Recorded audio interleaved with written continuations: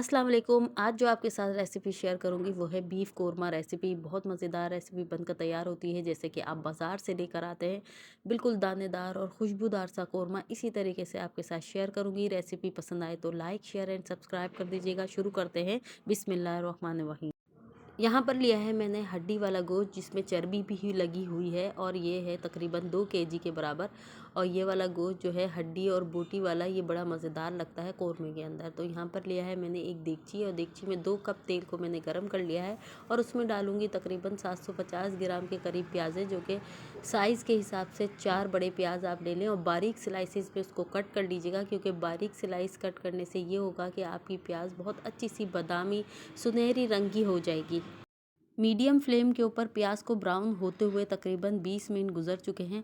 और इस स्टेज के ऊपर जब प्याज ब्राउन हो जाएगी तो आपने सारी प्याज़ों को जो है एक साथ ही एक ट्रे के अंदर फैला लेना है निकाल कर, ताकि प्याज जो है हमारी क्रिस्पी हो जाए और पिसने में इसको आसानी हो। तो यहाँ पर तमाम प्याज को मैं निकाल लेती हूँ। इसके बाद बचे हुए तेल के अंदर मैं अदरक लहसुन का पेस्ट शामिल करूँगी, जो है 4 खाने के चम्मच भर कर।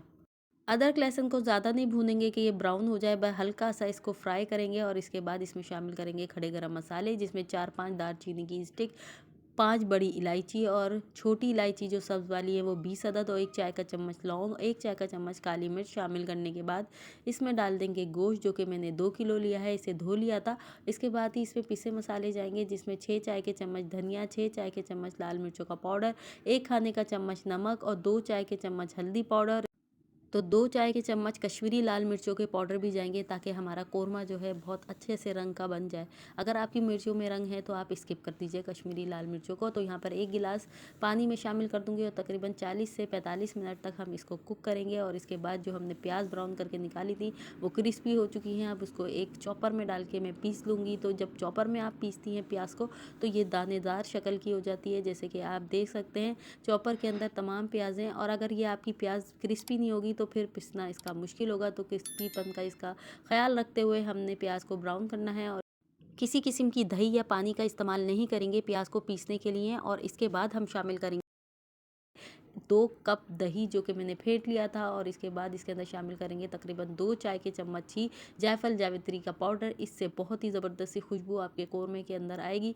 तो ये दोनों चीज़ें शामिल कर लें अच्छे तरीके से। और इसके बाद जो हमने प्याज को पीसा था चॉपर के अंदर वो भी इसके अंदर शामिल करेंगे। तो इस स्टेज के ऊपर प्याज को शामिल करने के बाद तकरीबन 10 मिनट के लिए हम इसको दम पर लगा देंगे। तो ये देखें किस तरीके से ब्राउन प्याज जो है दानेदार सी बन चुकी है। इसी से कोरमा आपका दानेदार बनेगा। तो यहाँ पर जो है प्याज में अच्छे तरीके से मिक्स कर दूंगी।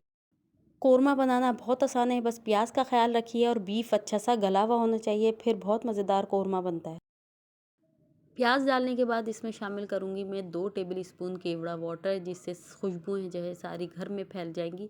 तो इसको 10 मिनट के लिए तकरीबन दम पर लगाएंगे। थोड़ा सा पानी डाल देंगे ताकि ग्रेवी हमारी अच्छी सी कुक हो जाए। तो यहाँ पर जो है 10 मिनट गुजर चुके हैं। आप देख सकती हैं कितनी मज़ेदार सा कोरमा बनके तैयार हुआ है, कितना दानेदार सा कोरमा है। आप खुद देख सकती हैं, बहुत मज़ेदार है, बहुत खुशबूदार है, बहुत जायकेदार है। तो इस रेसिपी को ज़रूर ट्राई कीजिएगा।